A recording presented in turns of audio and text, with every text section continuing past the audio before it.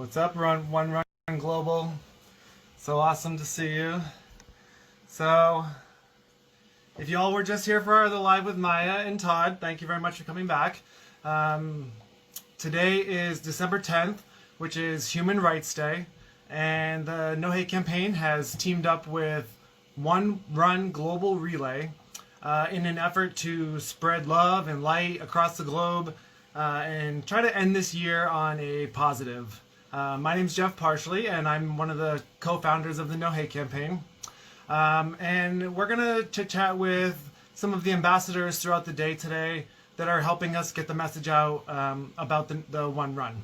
And luckily for us, we are about to chat with Jackie Cox, who is from season 12 of RuPaul's Drag Race, born in Nova Scotia, Canada. And let's see if we can find her up here. There we go. See if that works.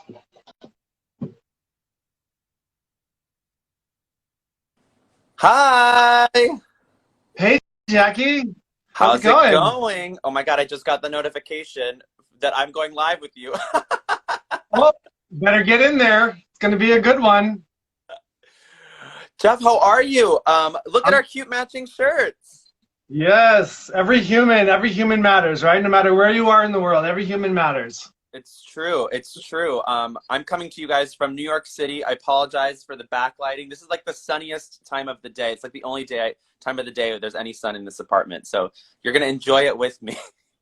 I mean, it's amazing. It looks amazing. You look amazing. Thank you for taking the time out of your day to do this. And you have been a very big supporter of the One Run. You were one of the first people that we confirmed as an ambassador. I don't even know if you know that, but so we really appreciate your support. It means a lot to us. And when we were trying to figure out who are the best people to represent the One Run Global Relay, we couldn't think of somebody that has ties all over the world in a way. Being from Canada, living in New York, having your mom from Iran. So yeah.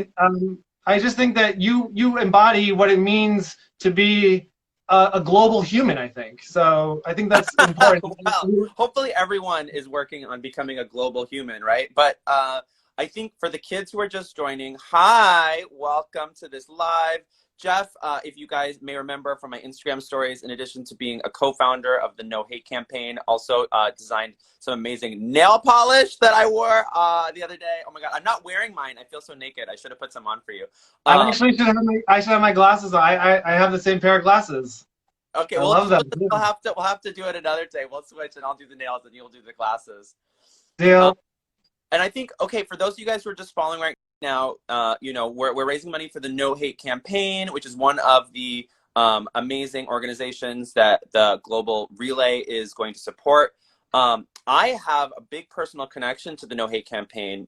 I was living in California in 2008 when a lot of stuff was going down. And for you guys who may be a little young or maybe weren't living in the United States or don't kind of remember, 2008 was when gay marriage had already been legal in the state of California where I was living. And the voters voted in the state of California, right? We think of it now as like a really liberal state, but the voters in California voted to end gay marriage with a proposition called Proposition 8.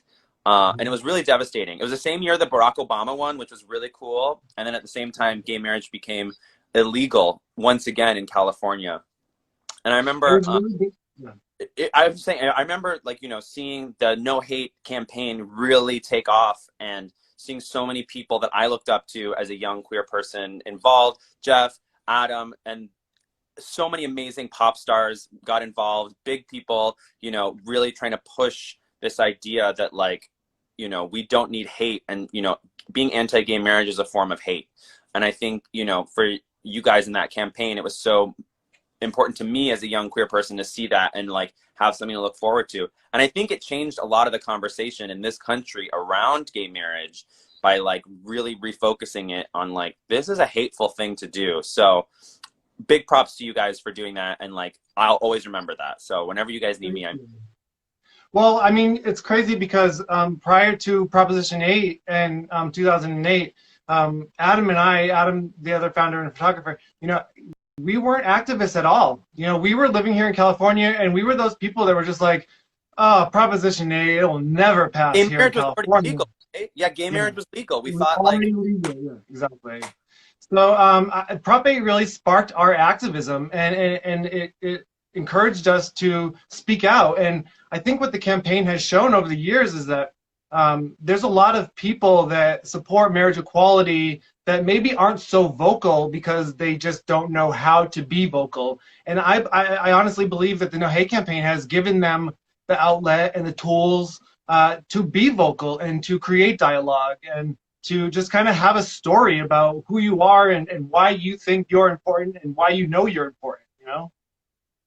yeah, and I think, we have some young people in the audience or people who may not be able to donate through the donate button because they may not be in the United States. If you're watching and you want to support, like the easiest thing to do is just give the profile, the No Hate Campaign profile above me a follow. That costs you $0. Give the _global, right? Is that what it's, the one Yeah, run? that's yeah. And Give them even they could just go follow to as well. the onerun.global is the website, and this is a 24-hour relay, and you haven't even started your hour yet. It's 7 o'clock, so people can still sign up on the website to be a part of it and to still get people to sponsor their run. And even if it's just like I don't know what you're doing, but I have a park by my house. I'm just gonna go walk around the park for my hour. Maya and Todd are just gonna do some stuff in their backyard, some jumping jacks and stuff. So, I mean, what are your plans? What do you do to keep busy on days like when we're locked down like this? Well, it definitely, and also the sun sets so early here, but I'll go on a little walk around. I have a little backyard outside I can walk around in that's very safe. I have my little running leggings on. I can do it all. I'm like ready to be active. And I think, it's less about the run and more about the like cause. So, I definitely have a personal connection to this cause, and I want, for the folks listening, what's really cool about so many of the people who are on Instagram and probably watching this live is like, they may not have that personal connection, but like, I'm happy to like be that voice to be like, hey, like, there was a time when gay marriage was not legal in the United States and it was a big issue. And I think now that we've gone global, there's still so many countries where gay marriage is illegal, where equality is not the law of the land. And the intersectionality of where we are in this country, United States, in Canada, in North America versus what's happening in the rest of the world, it's a push and pull. And there are some countries that are doing better than the United States, and there's a lot of countries that still need that kind of awareness. So I'm so excited. This is like a global relay. 195 countries are participating. It's crazy. And the No Hate campaign has been to 23 countries, not 195, but how amazing that every country is involved today. But with taking the campaign to 23 countries has really opened our eyes, and it was important for us not to just go to countries that gay marriage was welcomed. We wanted to go to all the places that people needed an outlet to speak out for, and it's really opened our eyes. So in your experience from being around the world, if you could run anywhere in the world, if you could be active anywhere in the world, where do you think would be one place that you would just put yourself to run and to be active for 1 hour, you think? Oh my God. Well, I am a California kid, and in the sense that my dad's lived in Orange County, California since I was 2 years old. So no matter where I lived in the world, I would always go visit him there. And the big thing that we used to do when I was a kid was go to Disneyland, which if you're an OC kid, it's like where everyone goes. And I know it's been closed now for like 9 months. I'd love to like just run around the park for a day or like even an hour, just like run, see Sleeping Beauty Castle, grab a churro, grab a Yeah, dole. I know that's so cheesy, but I would love to. I love It has it. a lot of memories for me growing up, and I'm sure a lot of people, either Disneyland in California or Disney World or wherever they are, or wherever their happy places, that would definitely be some fun place to run. Let's make them host this next year when we do it back in person. Yes. So wait, I want to ask you some things about about how you came to be doing drag and stuff. But I know Yeah, that it was your Hedwig performance is your first time ever doing drag, correct?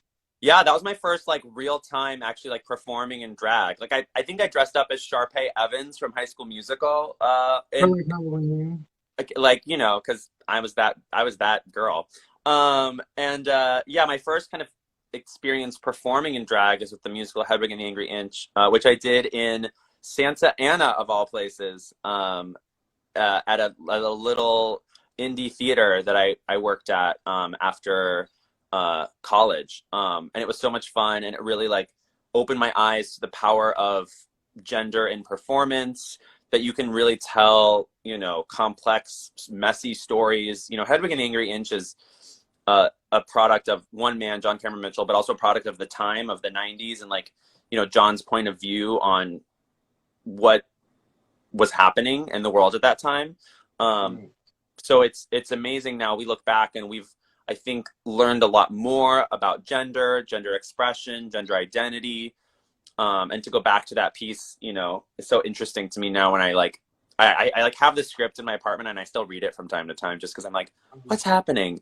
So, well, so wait, knowing that, like, and looking back on that, what is there something that you might have told yourself, you know, back then, having now experienced that? Is there something you might tell your younger self Yeah, before this?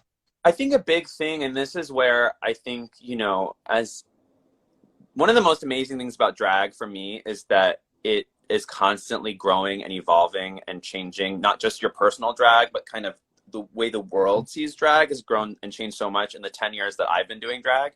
Um, and it helps give me the permission and the freedom to actually explore parts of myself, you know, that I maybe, you know, I think for so many of us, we grow up in this heteronormative society and feel like we have to look or behave or talk a certain way.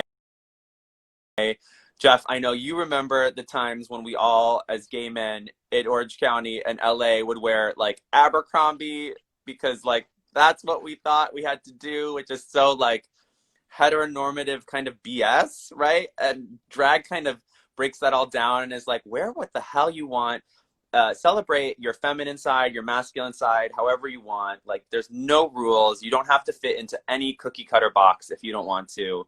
And I think drag really gives the permission to do that. And I would say to my younger self, like, don't be afraid of that. Like, don't be afraid that this will unlock something in you that will change how comfortable you are with yourself. It doesn't change who you are.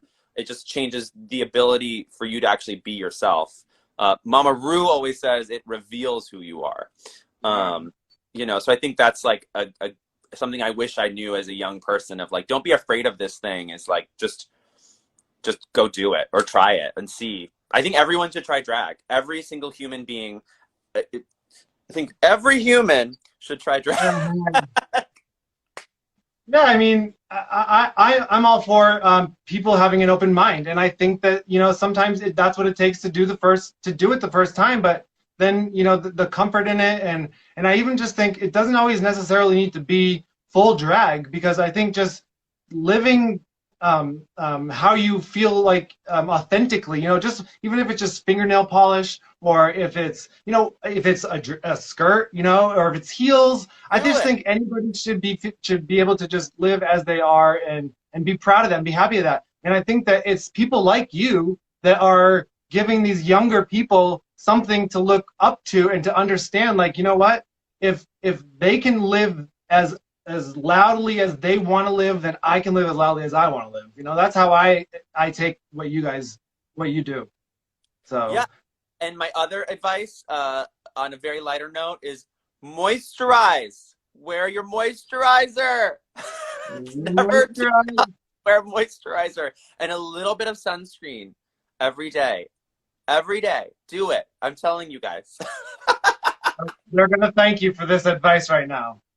So I know there was when you were the first ever person on RuPaul's Drag Race to wear a hijab, yes? Yeah, I was. I And then, believe some on Drag Race Thailand did as well.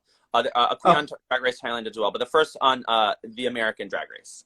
I understand. And so, did you feel like did you have to convince yourself to do that? Did you say like, this is something I need to do, or like, how did you get to the decision? Because Yeah. it ended up being a big deal, I think. I think it was a big deal. I think, it was something, the minute we got that prompt of Stars and Stripes, because they give you the prompt like 2 weeks before you leave and you're like, you have to find something. I kind of knew very quickly that that's kind of what I wanted to do. And I worked with an amazing designer named Travis. Travis Ostreich. I'm not good at saying it, but he's on my Instagram. If you look back at my hijab pictures, and he actually makes beautiful caftans. He's a queer designer, was based here in New York City. And I think I knew that he would be able to give me that beautiful silhouette that I wanted with that, because I wanted to also show that like the beauty in that kind of a garment. I think there's just been so much negative imagery around Muslim women, especially, as a symbol of terrorists, as a symbol of hate, which is just not true. It's just not true. We have runners from Iran today. We have runners from every country, so it just shows that they're our supporters.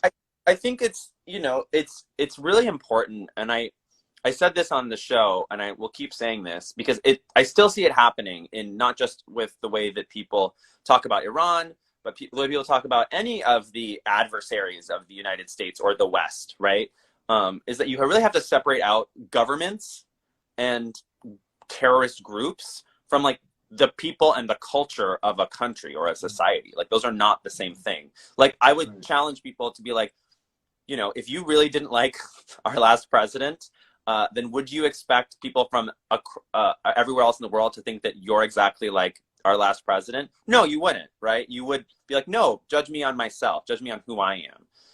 And I challenge everyone to do that with every culture and every country where maybe we have disagreements with their government or their human rights abuses. Those are real serious things. And I'm not pretending that the Iranian government has been amazing or has not had serious human rights violations. It certainly has, but that is completely separate from the Iranian people and the religion of Islam, which are two completely separate things from the government, right? Those are, I think we have to like be smart enough to like separate things out a little bit and know that someone can be Muslim, can be from the Middle East, can still be pro-gay rights, can still be pro-human rights. Like these things can exist within one person. You don't have to just demonize people, Well, I think that you doing that on TV, I think it was really important, and I think it was a great thing to see. And while you were speaking, I saw a comment go by that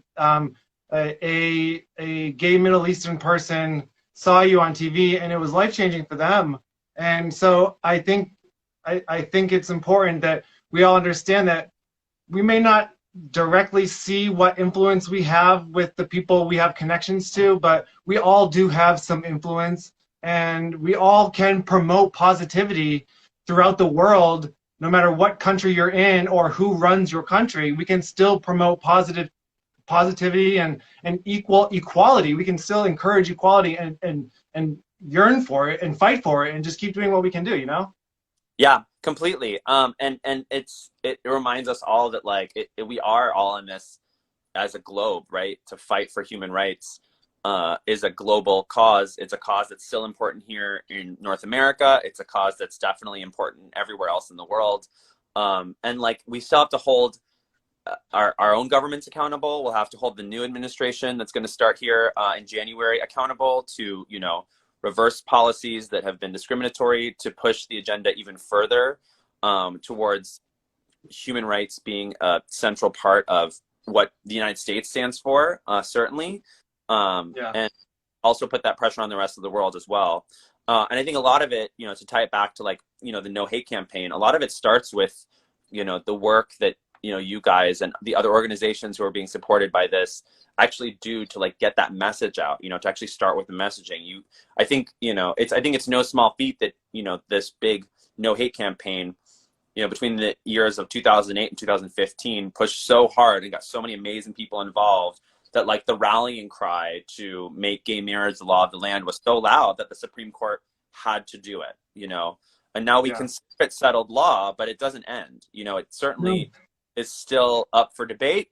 There is a new Supreme Court that has 6 conservative justices here in the United States. And very easily we could lose that right again. I saw it happen with my own eyes in California. And you did as well. And I think that we have to keep the pressure on, keep putting this imagery out there. I know that you guys have been working so hard on, as well as like providing resources in other countries as well, and at least allowing people to see what we're trying to push for here. Yeah, I definitely agree. Yeah, a lot of people in around 2015, people would ask, like, well, I thought gay marriage was overturned and it was law of the land, and so why do we still need the No Hate campaign? And I had to explain to them that just because something is today doesn't mean it will be tomorrow.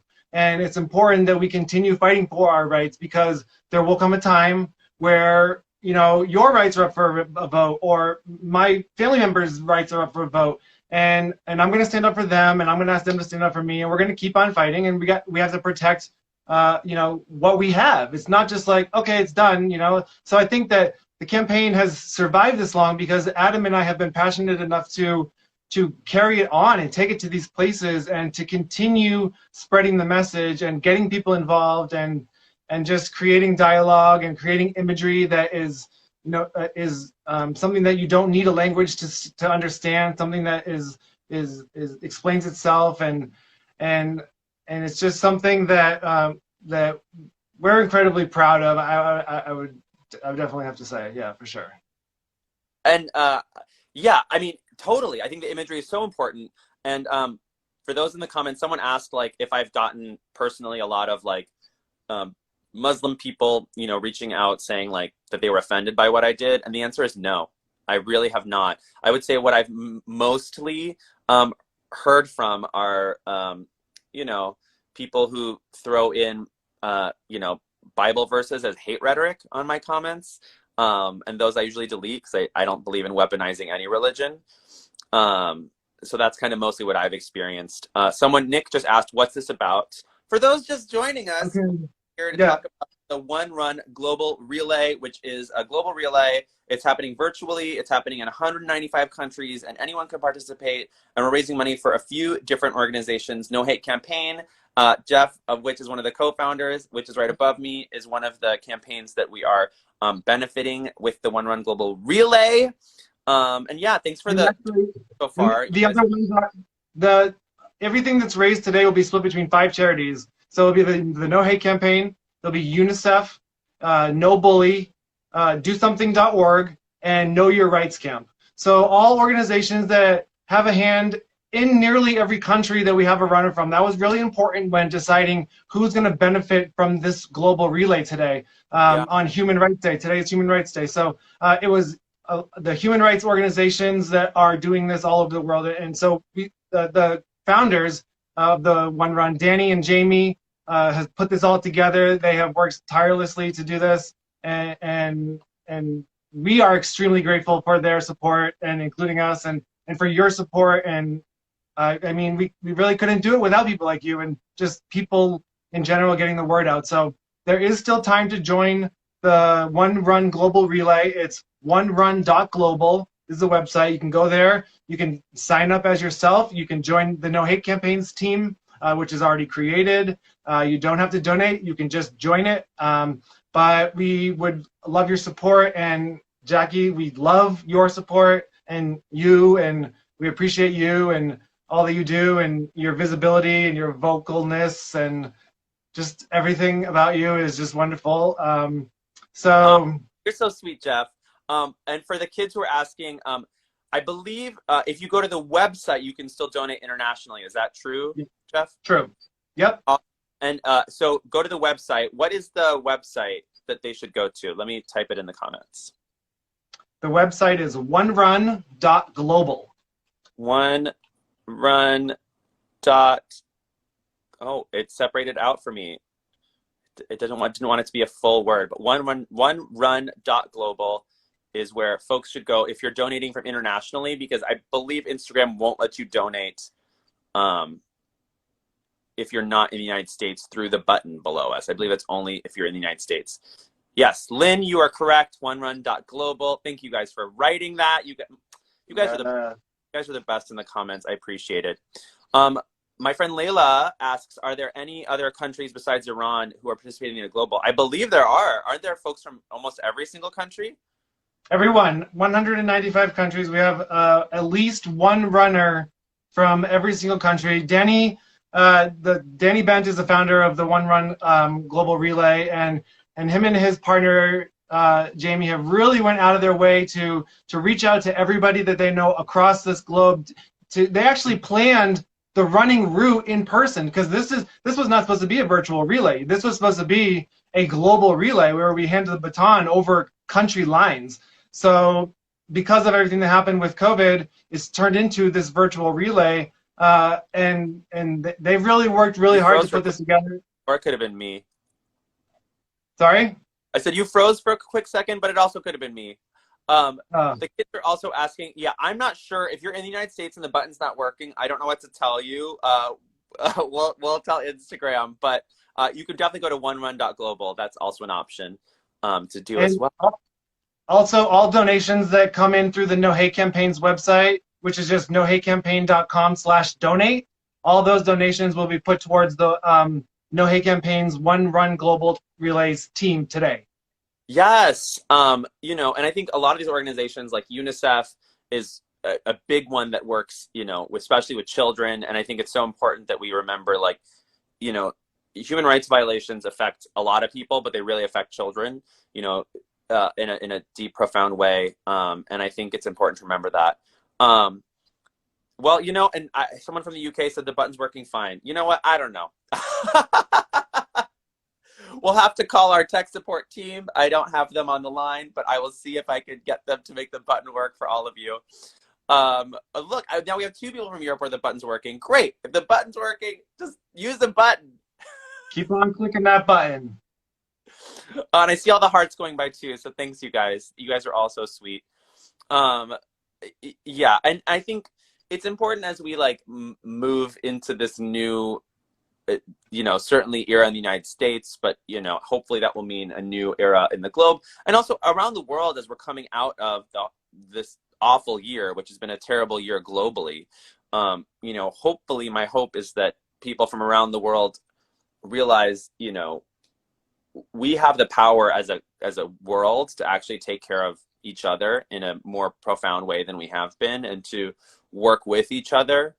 I think I read somewhere that a bunch of different countries have been working separately on vaccines and etc. And if there had been more of a concerted global effort with the funds put behind it, we may have had a vaccine earlier. I think there's things that we as a world, not just as a nation in the United States, but as the entire world, hopefully we'll learn some lessons coming out of 2020. And I think that, organizations like the One Run Global Relay, which really work on a global level, need to kind of be the focus for a lot of us as we kind of realize that it's not just the United States, or just Canada, or just North America, or just Western Europe, right? It's the entire world that we all need to work in making better, and I'm certainly guilty as someone who's lived in Canada and the United States my whole life of really having that, Western centric view of things just because of what we see in our society. But to remember to work as an entire world, 195 countries,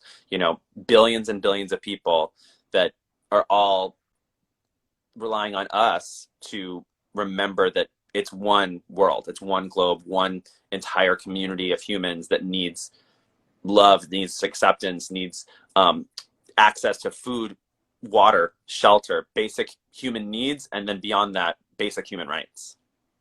Yeah, I really think that we really do have a responsibility to stand up for each other and to look out for each other, because when the Nohe campaign started, Adam and I were telling people that it started because our rights were under attack, and it just happened to be this, but it could have been anything that we were speaking out against. We used our talents to speak out. So we think that everybody has a talent and everybody has influence and everybody can speak out, and we think that there's a responsibility to do so, and to be vocal about your support for equal rights. And and we do believe in changing hearts and minds.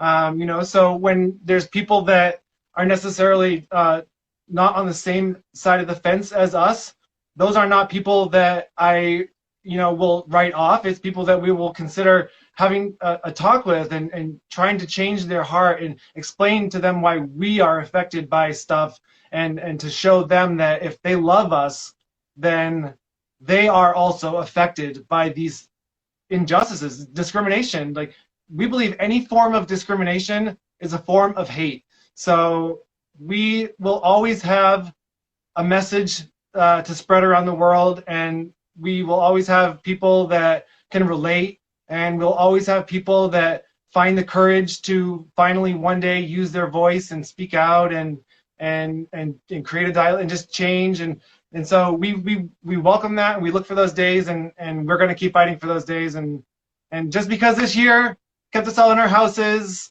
and made us cancel all of our events does not mean that everything is done and over. So we're looking forward to 2021.